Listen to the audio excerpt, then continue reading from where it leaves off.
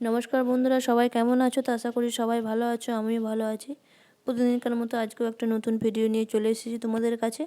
আজকে রেসিপি খাজুর গুড় দিয়ে পায়েসের রেসিপি। এই শীতকালে এই রকম পায়েস খেতে আশা করি সকলেরই ভীষণ পছন্দের রেসিপি। ছোটো থেকে বড় আশা করি সকলেই ভীষণ পছন্দ করো এই ধরনের খাজুর গুড় দিয়ে পায়েসের রেসিপিটা। চলো তাহলে বন্ধুরা ঝটপট শুরু করছি আজকের এই রেসিপি। প্রথমে তো দেখো বন্ধুরা, এখানে আমি পায়েস বানানোর জন্য প্রথমে এখানে আমি দুধটা নিয়ে নিয়েছি। দুধটাকে এখানে আমি হালকা গরম, এখানে ভালোভাবে আগের দিন আমি ফুটিয়ে রেখে দিয়েছিলাম দুধটাকে। এবার আমি এই দুধটাকে কড়াইয়ের মধ্যে দিয়ে দেবো। তার আগে আমি যে পায়েসে বানানোর জন্য চাল আমি নিয়েছি, ওই চালটাকে প্রথমে আমি তোমাদের দেখিয়ে দিচ্ছি। আমি এখানে 1 গ্লাস মতো মেপে চাল আমি নিয়েছি। এই চালটাকে একটা বাটির মধ্যে আমি এখানে ঢেলে নিয়েছি। তোমরা যে চালে তোমরা পায়েস বানাও, গোবিন্দভোগ চাল বা আতপ চাল, সেই চাল তোমরা নিয়ে নেবে। এখানে আতপ চাল আমি এখানে নিয়ে নিয়েছিলাম। এবার আমি চালগুলোর মধ্যে এখানে 1 চামচ মতো আমি এখানে ঘি নিয়ে নিয়েছি। এবার ঘিটাকে ভালো করে আমি এখানে এবার মাখিয়ে নিচ্ছি চালগুলোর মধ্যে।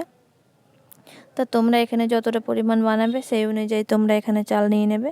আমি এখানে ছোটো গ্লাসের 1 গ্লাস মতো আমি বানাবো। এখানে আমি অল্প করে বানাবো, তার জন্য এখানে আমি ছোটো গ্লাসের 1 গ্লাস মতো চাল আমি এখানে নিয়ে নিয়েছি। চালটাকে আমি ঘি মাখিয়ে রেখে দিয়েছি। এদিকে আমি এখানে আমি মিক্সের জার নিয়ে আমি এর মধ্যে কিছুটা কিশমিশ আর কাজু এখানে আমি নিয়ে নিয়েছিলাম কাঠবাদাম। এবার আমি ওগুলোকে এখানে মিক্সির মধ্যে ঢেলে দিচ্ছি। তো এবার আমি যে চালটাকে ভালো করে ঘি মাখিয়ে রেখেছিলাম সেই চালটাকে এবার আমি এর মধ্যে দিয়ে দিচ্ছি। তোমরা ভিডিওটা প্রথম থেকে লাস্ট পর্যন্ত দেখবে, তাহলে বুঝতে পারবে এখানে পায়েসটা কত সুন্দর এবং খুব কম সময়ের মধ্যে কীভাবে খুব ঝটপট হয়ে যাবে এবং খেতেও বেশি ভালো লাগবে। খুব কম সময়ের মধ্যে এটা হয়ে যাবে। তো চলো তাহলে বন্ধুরা, ভিডিওটা প্রথম থেকে শেষ পর্যন্ত দেখার অনুরোধ রইল। তো বন্ধুরা, এবার আমার চালটা এখানে সবটা দেওয়া হয়ে গেছে। তো দেখো বন্ধুরা, এবার আমি এটাকে বন্ধ করে দিচ্ছি। বন্ধ করে দিয়ে এটাকে আমি এবার এখানে একটা মিক্সিতে খুব হালকা এখানে একটা পেস্ট করে, এখানে আমি জল না দিয়ে শুকনো আমি এখানে গুঁড়ো করে নিয়েছি। দেখতেই পাচ্ছ চালগুলো ওপরে আছে, চালগুলো খুব ভেঙে যায়নি, আমি সামান্য পরিমাণ ভেঙে নিয়েছি। এখানে পুরো একদম মিহি করে নেবে না, তাহলে পায়েসটা ভালো হবে না। সামান্য শুধু একটা পাক দিয়ে এটাকে ঘুরিয়ে বন্ধ করে দেবে, যাতে হালকা এগুলো গুঁড়ো হয়ে যায়। সে দুধটাকে এবার আমি কড়াইয়ের মধ্যে দিয়ে দিয়েছি। দুধের মধ্যে তেজপাতা 2-3টে এলাচ আমি ভেঙে এর মধ্যে থেতো করে আমি এর মধ্যে দিয়ে দিয়েছি। এবার আমি দুধটাকে ভালো করে আবারও 2 থেকে 3 মিনিট মতো ভালো করে ফুটিয়ে নেব। তো 2 থেকে 3 মিনিট মতো হয়ে গেছে বন্ধুরা। এবার আমি এর মধ্যে যে চালটাকে আমি ভেঙে রেখেছিলাম সেই চালটাকে এবার আমি এর মধ্যে দিয়ে দিচ্ছি। এখানে কিশমিশ, কাজু আর আমি এখানে কাঠবাদাম দিয়েছি, তোমরা চাইলে এখানে পেস্তাও দিতে পারো। তো বন্ধুরা, এবার আমি এটাকে ভালো করে ফুটতে দেবো। এটাকে ভালোভাবে 2 থেকে 3 মিনিট মতো ফুটিয়ে নিতে হবে প্রথমে। তো দেখো বন্ধুরা, এবার আমি এটাকে ভালো করে নেড়ে নিচ্ছি। এটাকে ভালো করে 2 থেকে 3 মিনিট মতো ভালো করে নেড়ে নিতে হবে। 2 থেকে 3 মিনিট মতো না নাড়লে পরে এটা নিচে লেগে যেতে পারে। তার জন্য এখানে আমি ভালো করে 2 থেকে 3 মিনিট মতো ফুটে যাওয়ার পর এটাকে আমি নাড়ছি। তোমরাও ঠিক এইভাবে করে নেবে। 2 থেকে 3 মিনিট পর নেড়ে দেওয়ার পর আর নাড়া দরকার হবে না, তখন আর নিচে লাগবে না। তা নাহলে প্রথম নিচে লেগে যেতে পারে, তার জন্য নেড়ে দিতে হবে। তো এইভাবে করে আমি এটাকে 5 থেকে 7 মিনিট মতো ভালোভাবে ফুটিয়ে নেব। যেহেতু চালগুলো অর্ধেক ভাঙা আছে, তার জন্য খুব দেরি লাগবে না, খুব তাড়াতাড়ি এটা ঝটপট হয়ে যাবে। তো এবার আমি এটাকে হতে দিচ্ছি 5 থেকে 7 মিনিট মতো। তো দেখো বন্ধুরা, 5 থেকে 7 মিনিট মতো হয়ে গেছে। তো এবার আমি এর মধ্যে মিছরি আমি এখানে দিইনি, আমি এখানে লোকুরদানা আমি এখানে দিয়েছি। আর আমি এখানে গুড় দেবো। তো তোমরা যদি চিনি দিতে চাও চিনি দিতে পারো, মিষ্টি দিতে চাও মিষ্টি দিতে পারো, লোকুরদানা চাইলেও দিতে পারো। তো আমি এখানে লোকুরদানা আর এখানে খাজুর গুড় দিয়ে আমি এটাকে বানাচ্ছি। তো দেখো, এটা সিদ্ধ হয়ে যাওয়ার পর তবে তোমরা চিনিটা দেবে, প্রথমেই দেবে না, তাহলে চালগুলো সিদ্ধ হবে না। তো আমি এবার এখানে এটাকে আবারও 5 থেকে 7 মিনিট মতো ভালো করে ফুটিয়ে নেবো। যেহেতু এটা এখানে লোকনরা যখন গলে যাবে তখন এটা আবারও জল ছেড়ে দেবে, তখন পাতলা হয়ে যাবে, তার জন্য এটা আবারও আমি 5 মিনিট মতো ভালোভাবে ফুটিয়ে নেবো। তো দেখতেই পাচ্ছ বন্ধুরা, এখানে 5 থেকে 7 মিনিট মতো আমি ফুটতে দিয়েছি। এবার আমি এখানে একটা বাটির মধ্যে কিছুটা গুঁড়ো দুধ আমি এখানে নিয়ে নিয়েছি। একটা প্যাকেট আমি 10 টাকা দামে প্যাকেট আমি এখানে নিয়ে নিয়েছি। এবার আমি এখানে দুধটাকে ভালো করে এখানে অল্প জল দিয়ে ভালো করে এটাকে গুলে নিচ্ছি। এবার আমি দুধটাকে পায়েসের মধ্যে দিয়ে দেবো।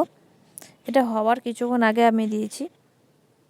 আর আমি এখানে কিছুটা গুড় আমি এখানে খাজুর গুড় নিয়ে নিয়েছি, ওটাকে আমি জল দিয়ে এটাকে ভিজিয়ে রেখেছিলাম, প্রথমেই ভিজাতে দিয়েছিলাম, তোমাদের দেখানো হয়নি। তো এটাকে ভালো করে জল দিয়ে গুলে নেবো, যতক্ষণ না পর্যন্ত এখানে গুড়টা গলে যায় ততক্ষণ পর্যন্ত এটাকে আমি ভালো করে জল দিয়ে ভিজিয়ে রেখে দিয়েছি, তার জন্য যাতে তাড়াতাড়ি গলে যায় তার জন্য। তো দেখো বন্ধুরা, এবার আমার এখানে 2 থেকে 3 মিনিট মতো হয়ে গেছে। এবার আমি যে এখানে দুধটা গুলে রেখেছিলাম সেই দুধটাকে এবার আমি দিয়ে দেবো এর মধ্যে।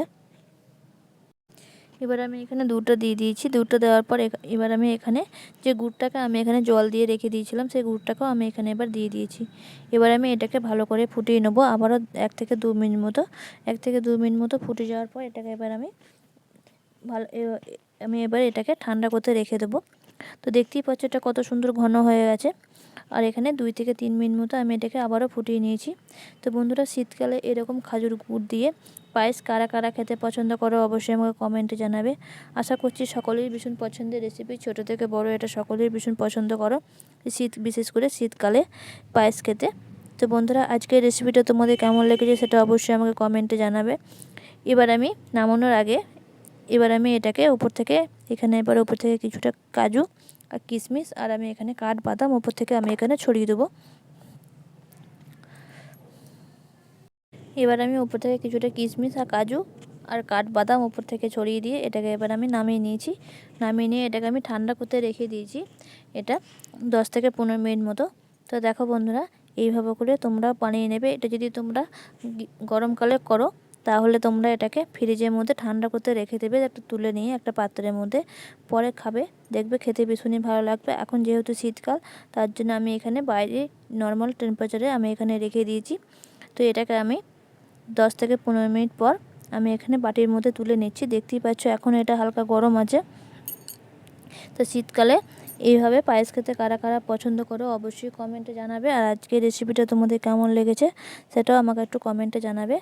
তো বন্ধুরা, তোমরা কিভাবে পায়েস বাড়িতে বানিয়ে থাকো আর খেয়ে থাকো সেটাও আমাকে একটু কমেন্টে জানাবে। আর তোমরা কে কোথা থেকে আজকের রেসিপিটা দেখছো সেটাও আমাকে একটু কমেন্ট করো। চলো তাহলে বন্ধুরা, আজকের মতো ভিডিওটা এই পর্যন্তই। সবাই ভালো থাকো, সুস্থ থাকো। আজকের রেসিপিটা তোমাদের কেমন লেগেছে সেটা অবশ্যই আমাকে কমেন্টে জানাবে।